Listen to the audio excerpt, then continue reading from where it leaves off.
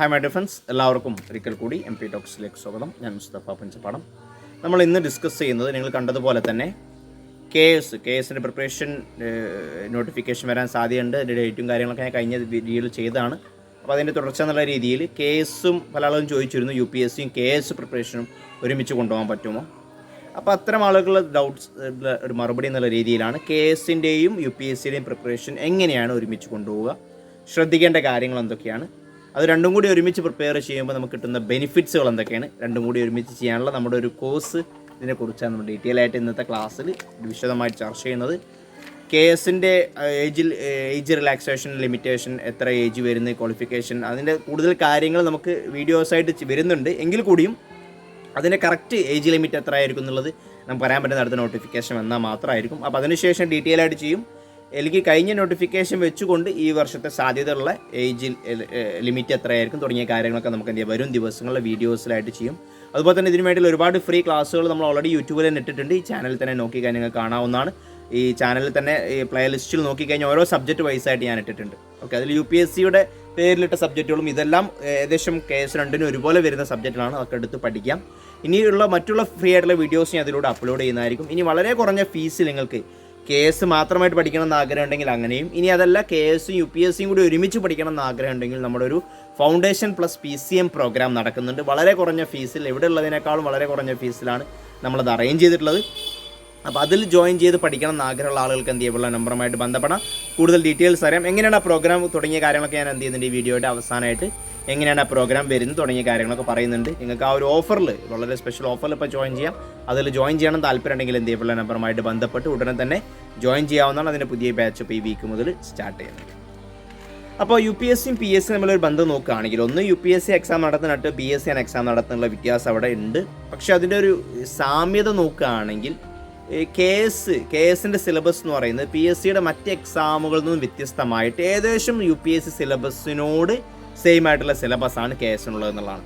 അതുപോലെ തന്നെ കഴിഞ്ഞ വർഷത്തെ ഒരു വർഷത്തെ ക്വസ്റ്റ്യൻ നമ്മളെ മുന്നിലുണ്ട്. ആ പ്രീവിയസ് ഇയർ ക്വസ്റ്റ്യൻ നോക്കുമ്പോൾ നമുക്ക് മനസ്സിലാക്കുന്ന കാര്യം എന്ന് പറയുന്നത് KASൽ UPSC പല കാര്യങ്ങളും പല പാറ്റേണും എടുത്തിട്ടുള്ളത് UPSCയുടെ ആ മോഡൽ ക്വസ്റ്റ്യൻസ് വെച്ചുകൊണ്ട് തന്നെ, സ്റ്റേറ്റ്മെൻറ്റ് വൈസ് ക്വസ്റ്റ്യൻസ് ആയാലും പല essay എന്ന് പറയുന്നത് ആൻസർ റൈറ്റിംഗ് ഡിസ്ക്രിപ്റ്റീവ് ആയിട്ട് ഇരുന്ന ക്വസ്റ്റ്യൻസ് എടുത്തു കഴിഞ്ഞാലും പല കാര്യങ്ങളും UPSCയുടെ ആ മോഡൽ അവരെന്ത് ചെയ്യുന്നുണ്ട്, സിലബസിൻ്റെ കാര്യത്തിലും അതുപോലെ തന്നെ ക്വസ്റ്റ്യൻസിൻ്റെ കാര്യത്തിലും പ്രിലിംസിനും മെയിൻസിനും ഈ ഇൻ്റർവ്യൂവിലൊക്കെ എന്ത് ചെയ്യുന്നുണ്ട്, UPSCയുടെ പല കാര്യങ്ങളും അവർ അഡോപ്റ്റ് ചെയ്തതായിട്ട് നമുക്ക് എന്ത് ചെയ്യാൻ പറ്റും, കാണാൻ പറ്റും. അതുപോലെ തന്നെ അതിൻ്റെ ഒരു റിസൾട്ടാണ് നിങ്ങൾ കഴിഞ്ഞ വർഷം കണ്ടത്, കഴിഞ്ഞ ഫസ്റ്റ് ചാൻസിൽ കണ്ടത്.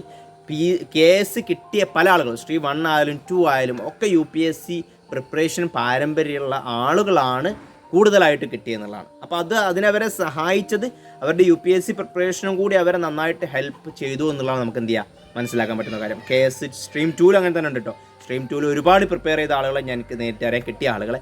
അപ്പോൾ അവരോടൊക്കെ സംസാരിച്ചപ്പോൾ മനസ്സിലായ കാര്യം എന്ന് പറയുന്നത് അവരൊക്കെ ഒരു സമയത്ത് UPSC നന്നായിട്ട് പ്രിപ്പയർ ചെയ്ത് ഇൻ്റർവ്യൂവിലും പ്രിലിംസിലും മെയിൻസിലൊക്കെ എത്തിയ ആളുകളായിരുന്നു. അപ്പോൾ അത് സ്വാഭാവികമായിട്ട് അവരെ ഗുണം ചെയ്തു എന്നുള്ളതാണ്. അപ്പോൾ അത് തീർച്ചയായിട്ടും നമുക്കത് ഗുണം ചെയ്യുന്നുള്ള കാര്യത്തിൽ ഒരു ഡൗട്ടും വേണ്ട. കാരണം സിലബസ് സെയിം ആണ്. UPSCക്ക് വേണ്ടുന്ന ഡീറ്റെയിൽ ആയി നമ്മൾ കാര്യങ്ങൾ പഠിക്കുമ്പോൾ അതിൻ്റെ കുറച്ച് താഴെ കിടക്കുന്ന ഒരു എക്സാം ആയതുകൊണ്ട് തന്നെ സ്വാഭാവികമായിട്ട് വലിയ ബുദ്ധിമുട്ടില്ലാതെ നമുക്ക് എന്ത് ചെയ്യാൻ പറ്റും, ക്ലിയർ ചെയ്യാൻ പറ്റും. പക്ഷേ ഇതിൻ്റെ ഒരു ലിമിറ്റേഷൻ എന്ന് പറയുന്നത് കുറഞ്ഞ സീറ്റേ ഉള്ളൂ എന്നുള്ളതാണ്. അതുപോലെ തന്നെ എല്ലാ വർഷവും എക്സാം നടത്തുന്നില്ല എന്നുള്ളൊരു പ്രശ്നമുണ്ട്. UPSC ഓരോ വർഷം 1000 സീറ്റ് ഉണ്ടാകുമ്പോൾ ഇവിടെ ഒരു 50 സീറ്റ് 100 സീറ്റ് 150 സീറ്റൊക്കെ നമുക്ക് എന്ത് ചെയ്യുന്നുള്ളൂ. അതിൻ്റെ ഒരു കോമ്പറ്റീഷൻ ഉണ്ട്. പക്ഷേ ഓൾ ഇന്ത്യ കോമ്പറ്റീഷൻ വരുന്നില്ല, കേരളത്തിലെ കോമ്പറ്റീഷൻ മാത്രമേ വരുന്നുള്ളൂ. സീറ്റ് എണ്ണത്തിലൊരു കുറവാണ്. അതിൽ തന്നെ സ്ട്രീം 2 കുറച്ച് പോകുന്നതും 1 ഓപ്പണായിട്ട് ചെയ്യുന്ന എല്ലാവർക്കും കുറച്ച് സീറ്റിൻ്റെ എണ്ണം കുറയുന്നതും ഒരു കാരണം തന്നെയാണ്. അപ്പോൾ നമുക്ക് പ്രിപ്പറേഷൻ എങ്ങനെ ഒരുമിച്ച് കൊണ്ടുപോകാൻ പറ്റും, അതിന് ബെനിഫിറ്റ് ഉണ്ടാവും എന്നുള്ളത് നമുക്ക് തെളിവുകൾ സഹിതമാണ് ഇപ്പോൾ ഞാൻ നിങ്ങൾക്ക് പറഞ്ഞത്. അപ്പോൾ നിങ്ങൾ UPSC പഠിക്കുന്ന ഒരാളാണെങ്കിൽ വലിയൊരു എഫേർട്ട് എടുക്കാതെ ഈ PSC കൂടി പഠിച്ച് KASഉം കൂടി പഠിച്ചു കഴിഞ്ഞാൽ വലിയ ബുദ്ധിമുട്ടില്ലാതെ നേടാൻ പറ്റും. അതുപോലെ തന്നെ KAS പഠിക്കുന്ന ആൾ UPSCയും പഠിക്കുമ്പം KAS മാത്രം പഠിക്കാൻ വേണ്ടി നിൽക്കേണ്ട ആവശ്യമില്ല. ഏജുള്ള ആളുകൾ ഇപ്പോൾ ഡിഗ്രി കഴിഞ്ഞ ഉടനെ KASന് മാത്രമായിട്ട് പ്രിപ്പയർ ചെയ്യണമെന്നില്ല. അതിന് കൂടെ UPSCയും കൂടി നന്നായിട്ട് പ്രിപ്പയർ ചെയ്യുക. UPSCയും കൂടി പ്രിപ്പയർ ചെയ്യുമ്പോൾ ഗുണം എന്ന് പറയുന്നത് KAS എല്ലാ വർഷവും ഉണ്ടാവില്ല. UPSC എല്ലാ വർഷവും എക്സാം നടക്കുന്നതുകൊണ്ട് തന്നെ നിങ്ങൾക്ക് എന്ത് ചെയ്യാം, ഓരോ വർഷം എക്സാം എഴുതാനും റിവിഷൻ ചെയ്യാനും അത് ഓർത്തിരിക്കാനും പറ്റുന്നതാണ്. അതിൻ്റെ ഒരു സമയത്ത് KAS നോട്ടിഫിക്കേഷൻ വന്ന് വിളിച്ചു കഴിഞ്ഞാൽ നമുക്ക് ഉടനെ എന്ത് ചെയ്യാം, വലിയ ബുദ്ധിമുട്ടില്ലാതെ അത് എഴുതാനും അത് പാസ്സാവാനും സാധിക്കുന്നതാണ്. അപ്പോൾ രണ്ടും കൂടി ഒരുമിച്ച് കൊണ്ടുപോകാൻ പറ്റും. അപ്പോൾ നിങ്ങൾ ശ്രദ്ധിക്കേണ്ട കാര്യങ്ങൾ എന്ന് പറയുന്നത്, ഒന്നാമതായിട്ട് സിലബസ് ചെറിയൊരു വ്യത്യാസങ്ങൾ നിർബന്ധമായിട്ട് മനസ്സിലാക്കണം. UPSC മാത്രമാണെന്ന് മനസ്സിലാക്കി UPSC മാത്രം പഠിച്ച് കഴിഞ്ഞാൽ KAS കംപ്ലീറ്റ് ആവില്ല. UPSCയുടേതും ഉണ്ട്, പ്ലസ് എന്താണ് അതിൽ വരുന്നത് പ്രത്യേകമായിട്ട് മനസ്സിലാക്കി വെക്കണം. അത് കവർ ചെയ്തെന്ന് ഉറപ്പ് വരുത്തണം. അത് കേരള ബേസ്ഡ് ആയിട്ടുള്ള ഹിസ്റ്ററി, ജോഗ്രഫി, എക്കോണമി, പൊളിറ്റി ഇങ്ങനത്തെ കാര്യങ്ങൾ, പിന്നെ മലയാളം, ഇംഗ്ലീഷ് അങ്ങനത്തെ കാര്യങ്ങളൊക്കെ എന്ത് ചെയ്യുന്നുണ്ട്, അതിൽ എക്സ്ട്രാ വരുന്നുണ്ട്. മാത്സും കുറച്ച് ഡിഫറൻ്റ് ആയിട്ട് വരുന്നുണ്ട്. അത് പ്രത്യേകമായിട്ട് നോട്ട് ചെയ്ത് കേരളത്തിൻ്റെ GKയും കാര്യങ്ങളൊക്കെ പ്രത്യേകം വരുന്നുണ്ട്. കറണ്ട് അഫയേഴ്സും കേരളത്തിൻ്റെ വരുന്നുണ്ട്. അത് ഡിഫറൻ്റ്. ഇപ്പോൾ പ്രിലിംസിലും മെയിൻസിലും ഉണ്ട് കേട്ടോ. ഇൻ്റർവ്യൂവിൽ പിന്നെ നിങ്ങൾക്ക് എന്തായാലും കുറച്ച് കാര്യങ്ങൾ നോക്കേണ്ടതുണ്ട്, ഞാൻ പറഞ്ഞുതരും. അപ്പോൾ അത് കുറച്ച് കഴിഞ്ഞിട്ട് നമ്മൾ ഡിസ്കസ് ചെയ്യാം. അപ്പോൾ അത് ഈ സിലബസിലൊരു മാറ്റം നിങ്ങൾ എന്താണെന്നുള്ള ആ ഡിഫറൻസ് നിങ്ങൾ തിരിച്ചറിയണം എന്നുള്ളതാണ്. തിരിച്ചറിഞ്ഞാലേ നമുക്ക് അതിനു വേണ്ടി പ്രിപ്പയർ ചെയ്യാൻ പറ്റുള്ളൂ എന്നുള്ളത്. അതാണ് ഒന്നാമതായി ശ്രദ്ധിക്കേണ്ട കാര്യം. UPSCയുടെ കൂടെ KS നോക്കുന്നുണ്ടെന്ന് പറഞ്ഞാൽ മാത്രം പോരാ, അതിനുവേണ്ടി പ്രത്യേകം ഒരു സമയം കണ്ടെത്തി നിങ്ങൾ ചെയ്യേണ്ടത് ഒരു കാര്യം ഇതാണ്. എന്ത് വേണ്ടി ചെയ്യാം, അതിനുവേണ്ടി സിലബസിലെ ഡിഫറൻസ് മനസ്സിലാക്കുക എന്നുള്ളതാണ്. അപ്പോൾ രണ്ടാമതായിട്ട് അതിനുവേണ്ടി പ്രിപ്പറേഷനുകൾ അതേ രീതിയിൽ എന്ത് ചെയ്യണം എന്നുള്ളതാണ്. കേരളത്തിൻ്റെ ബേസിലുള്ള ഹിസ്റ്ററിയും ജോഗ്രഫിയും കാര്യങ്ങളൊക്കെ പഠിക്കുമ്പോൾ അതിൻ്റെ പല ബേസിക്സും നമുക്ക് അടക്കുന്നത് NCERTയിലല്ല, SCERTയിലാണ്. കാരണം NCERTയിൽ പലപ്പോഴും കേരളം ഡീറ്റെയിൽ ആയിട്ടില്ല. അപ്പോൾ അതിൻ്റെ കൂടെ SCERTയും കൂടി ആഡ് ചെയ്ത് വായിക്കണം എന്നുള്ളതാണ്. ഇത് രണ്ടും കൂടി ഒരുമിച്ച് കൊണ്ടുവന്നുള്ളൂ. NCERT ഓൾറെഡി UPSCക്ക് വേണ്ടി വായിക്കുന്നുണ്ടാവും. അതിൻ്റെ കൂടെ SCERTയും കൂടി എന്ത് ചെയ്യുക, നിർബന്ധമായിട്ടും വായിക്കുക എന്നുള്ളതാണ് രണ്ടാമത് ചെയ്യേണ്ടത്. മൂന്നാമത് ചെയ്യേണ്ട കാര്യം എന്ന് പറയുന്നത് സബ്ജക്റ്റിൻ്റെ കാര്യത്തിലാണ്. സബ്ജക്റ്റ് ഡീറ്റെയിൽ ആയിട്ട് പഠിക്കുമ്പോൾ സിലബസ് മനസ്സിലാക്കി കഴിഞ്ഞാൽ പഠിക്കുമ്പോൾ കേരള ബേസ്ഡ് ആയിട്ടുള്ള ഹിസ്റ്ററിയും ജോഗ്രഫി, എക്കോണമി, പൊളിറ്റിയും കാര്യങ്ങൾ കിട്ടാൻ വേണ്ടിയുള്ള അതിൻ്റെ സ്റ്റാൻഡേർഡ് ബുക്കുകളും നമ്മൾ പൊതുവെ റെക്കമെൻഡ് ചെയ്യുന്ന ബുക്കുകളും അല്ലെങ്കിൽ ഇൻസ്റ്റിറ്റ്യൂട്ടുകളുടെ നോട്ട്സുകൾ എന്ത് ചെയ്യുക, അതിന് വേണ്ടി സെപ്പറേറ്റ് ആയിട്ട് വായിക്കുക. നമ്മുടെ ക്ലാസ്സിൽ സെപ്പറേറ്റ് ആയിട്ട് എന്ത് ചെയ്യുന്നുണ്ട്, UPSCയുടെ ക്ലാസ്സുകളും ആ സിലബസിലുള്ള ക്ലാസ്സുകളുണ്ട്. അതിൻ്റെ കൂടെ KSന് മാത്രമായിട്ടും KSൽ പഠിക്കുന്നവർക്കും മറ്റുള്ളവർക്കും എന്ത് ചെയ്യുന്നുണ്ട്, ഈ ഒരു കേരള ബേസ്ഡ് ആയിട്ടുള്ള ഹിസ്റ്ററിയും ജോഗ്രഫി, എക്കോണമി, പൊളിറ്റി എല്ലാം അതിൻ്റെ സെപ്പറേറ്റ് ഡീറ്റെയിൽ ആയിട്ടുള്ള ക്ലാസ്സും എന്ത് ചെയ്യുന്നുണ്ട്, അതിൻ്റെ ഭാഗമായിട്ട് നടക്കുന്നുണ്ട്. അത് നിങ്ങളും പഠിക്കുന്നുണ്ടെന്ന് ഉറപ്പ് വരുത്തണം എന്നുള്ളതാണ് ശ്രദ്ധിക്കേണ്ട മറ്റൊരു കാര്യം എന്ന് പറയുന്നത് UPSC പ്രിപ്പയർ ചെയ്യുന്നവർ അല്ലെങ്കിൽ KS പ്രിപ്പയർ ചെയ്യുന്നത് കൊണ്ടുപോകുന്ന സമയത്ത് സെപ്പറേറ്റ് ആയിട്ടൊരു ഷെഡ്യൂളും പ്ലാനിങ്ങും അതിന് വേണ്ടി ഉണ്ടാവുക എന്നുള്ളതാണ്. ദിവസം നിങ്ങൾ ഒരു 8 മണിക്കൂർ പഠിക്കുകയാണെങ്കിൽ ഒരു 2 മണിക്കൂർ KSൻ്റെത് മാത്രമായിട്ടുള്ള കുറച്ച് ഏരിയാസിന് വേണ്ടി എന്ത് ചെയ്യണം, മാറ്റി വെക്കണം. പിന്നെ ആൻസർ റൈറ്റിംഗ് കാര്യങ്ങളൊക്കെ ചെയ്യണം. അതൊക്കെ ഞാൻ മറ്റേ വീഡിയോസിൽ പറഞ്ഞിട്ടുണ്ടായിരുന്നു. അത് ഓൾറെഡി നിങ്ങൾ UPSCക്ക് ചെയ്യുന്നുണ്ടെങ്കിൽ അത് മതി, പ്രശ്നമില്ല. ആൻസർ റൈറ്റിംഗ് പാറ്റേണും ആ സ്പീഡ് റെഡിയാക്കാനും റൈറ്റിംഗ് റെഡിയാക്കാനൊക്കെ അത് ഏത് ആൻസർ റൈറ്റിംഗ് ചെയ്താലും നിങ്ങൾക്ക് അത് റെഡിയാക്കി എടുക്കാൻ പറ്റും. പക്ഷേ അത് കൂടാതെ മറ്റുള്ള ടോപ്പിക്കുകൾ പഠിക്കാൻ വേണ്ടി ഒരു നിശ്ചിത സമയം എന്ത് ചെയ്യാനും വേണ്ടി മാറ്റി വെക്കണം. അതുപോലെ തന്നെ അതിൻ്റെ പത്രം വായന, കറണ്ട് അഫയേഴ്സ് വായിക്കുന്ന സമയത്തും ഓൾ ഇന്ത്യ ബേസും കാര്യങ്ങളൊക്കെ വായിക്കുന്നുണ്ട്. റീജിയൽ ന്യൂസ് പൊതുവെ നമ്മൾ UPSCക്ക് മാറ്റി വെക്കാറാണ്, അത്ര ഇമ്പോർട്ടൻ്റ് ആയിട്ട് വായിക്കാറില്ല. പക്ഷേ ഇവിടെ നിങ്ങൾ എന്ത് ചെയ്യണം, അതും കുറച്ച് വായിച്ച് മനസ്സിലാക്കണം. കേരള ബജറ്റ്, കേരളത്തിൻ്റെ എക്കോണമി, കേരളത്തിൻ്റെ ജോഗ്രഫിയുമായി ബന്ധപ്പെട്ട കാര്യങ്ങളൊക്കെ വരുന്ന സമയത്ത് അത് സെപ്പറേറ്റ് കറണ്ട് അഫയേഴ്സ് ഉണ്ടാക്കി അതിൽ ലിസ്റ്റ് ഔട്ട് ചെയ്ത് നോട്ട് ഉണ്ടാക്കി തയ്യാറാക്കി പഠിക്കാൻ, അല്ലെങ്കിൽ ഏതെങ്കിലും ഇൻസ്റ്റിറ്റ്യൂട്ട് നോട്ടുകൾ എടുത്ത് എന്ത് ചെയ്യണം, അത് കേരളത്തിൻ്റെ ബേസ്ഡ് ആയിട്ടുള്ള കറണ്ട് അഫയേഴ്സ് ക്വസ്റ്റ്യൻസും കാര്യങ്ങളും നന്നായിട്ട് മനസ്സിലാക്കി വെക്കണം, പഠിക്കണം, അത് വിട്ടു പോകരുത്. അതുപോലെ തന്നെ അതിനുവേണ്ടി പ്രത്യേകമായിട്ടുള്ള ഒരു സ്ട്രാറ്റജി, ഒരു ദിവസം 2 മണിക്കൂറെങ്കിലും കേരള ബേസ്ഡ് ആയിട്ടുള്ള കാര്യങ്ങൾ പഠിക്കാനും ഒരു സമയം കൊടുത്തുകൊണ്ട് തന്നെ എന്ത് ചെയ്യണം, പഠിക്കുമ്പോഴാണ് നമുക്ക് എന്ത് ചെയ്യുക, അത് കവർ ചെയ്യാൻ പറ്റുക.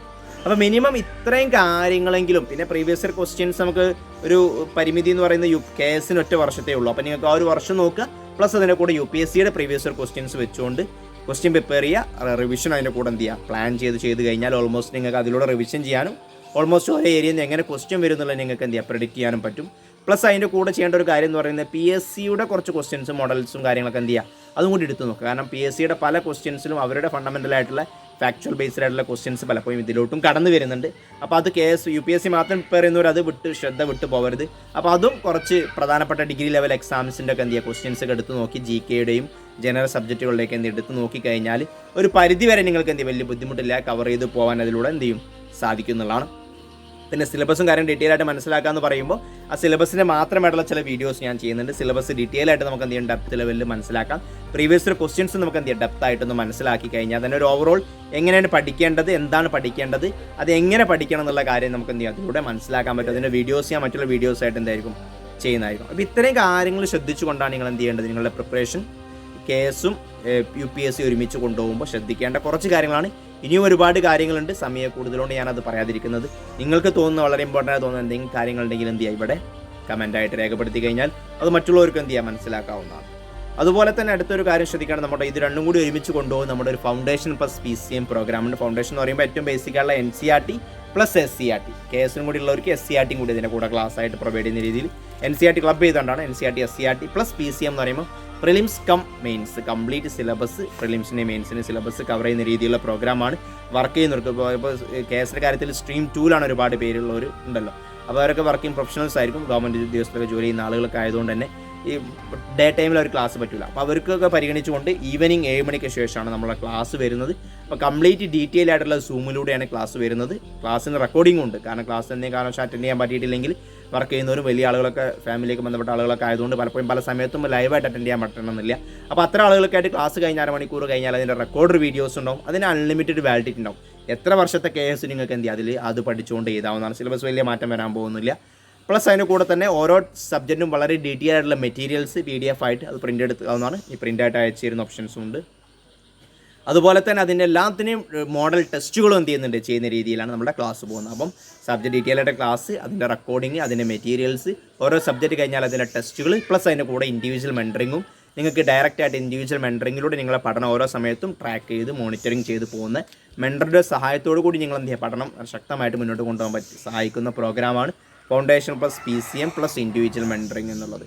അപ്പോൾ അതിൽ ജോയിൻ ചെയ്യണം. അതിൻ്റെ കൂടുതൽ ഇനിയും ഡീറ്റെയിൽസ് അറിയണം താല്പര്യമുള്ളവർ ഇവളുടെ നമ്പറുമായിട്ട് ബന്ധപ്പെടാം. ഡീറ്റെയിൽസ് അറിയാം. നിങ്ങളെ പഠനത്തിന് സഹായിക്കും തോന്നുകയാണെങ്കിൽ നിങ്ങൾക്ക് എന്ത് ചെയ്യുക, അതിലേക്ക് ജോയിൻ ചെയ്യുക. ക്ലാസ്സുകൾ അറ്റൻഡ് ചെയ്ത് തുടങ്ങാവുന്നതാണ്. മെൻറ്റർഷിപ്പ് സ്റ്റാർട്ട് ചെയ്ത് തുടങ്ങാവുന്നതാണ്. മറ്റു എന്ത് UPSC കേസുമായിട്ട് ബന്ധപ്പെട്ട ഡൗട്ട്സുകൾ ഉണ്ടെങ്കിലും ഇനി നിങ്ങൾ ഏത് തരത്തിലുള്ളൊരു വീഡിയോ ആണ് നിങ്ങൾ ആഗ്രഹിക്കുന്നത്, എന്ത് ടോപ്പിക്കിലാണ് നിങ്ങൾ വീഡിയോ വേണ്ടത് കേസുമായി ബന്ധപ്പെട്ടുണ്ടെങ്കിൽ അതെല്ലാം നിങ്ങൾക്ക് എന്ത് ചെയ്യുക കമൻറ്റായിട്ട് രേഖപ്പെടുത്താം. അത്തരം വീഡിയോസുമായിട്ട് ഞാൻ ഉടൻ വരുന്നതായിരിക്കും. അതുവരേക്കും ബൈ, ടേക്ക് കെയർ.